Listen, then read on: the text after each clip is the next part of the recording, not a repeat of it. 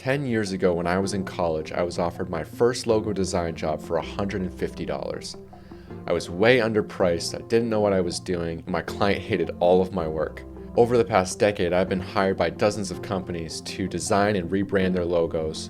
Today I want to share with you 6 essential tips that have changed the way I design and do business. Let's not waste any time, let's get into it. To start us off, the first tip that I wish I knew was what a logo is. By definition, logo, which is short for logotype, which is Greek for word, translates in design speak to sort of a trademark or custom lettered word.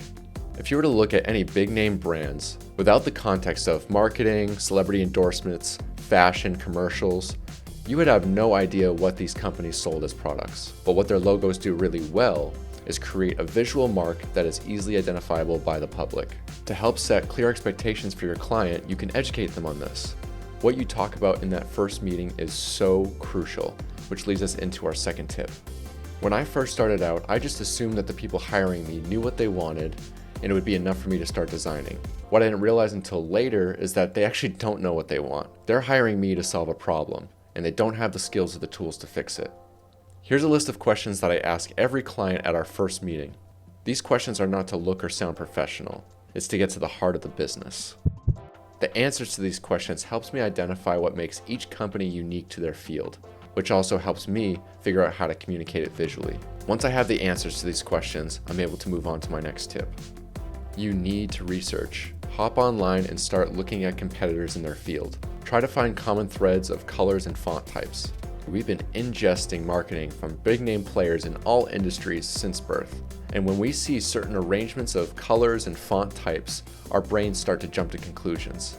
These subtle elements help people identify your business faster. Even if you intentionally end up breaking these guidelines on purpose, it's a great place to start the foundation of your designs.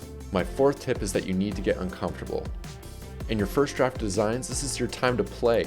There's been too many times I tried to create a simple and sleek design right out of the gate, and it ended up holding me back from creating a design that was both clear and stood out.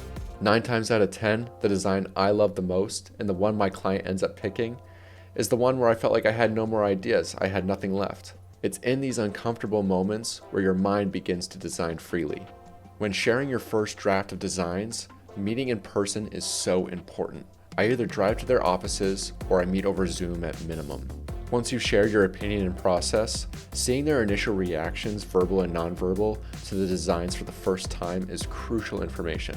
Even though they're the client, they're technically the first consumer experiencing these designs, which leads us to our final point. When it comes to taste and design, we all have very unique life experiences that shape our preferences for color, textures, typography, etc. But your job is not to cater to you or your client's preferences. Your job is to create a logo that will work best for their business. I once thought, I'm the professional, don't tell me what works and doesn't work. But even though they might not have the words to describe the way that they feel, it doesn't invalidate their human instinct. Take notes. This is useful information that you can use to improve your designs and your design process. Thank you so much for listening. I hope you learned something today. If there's a topic that you want me to cover or a design you want me to review, just leave a comment below. Other than that, I'll see you in the next one.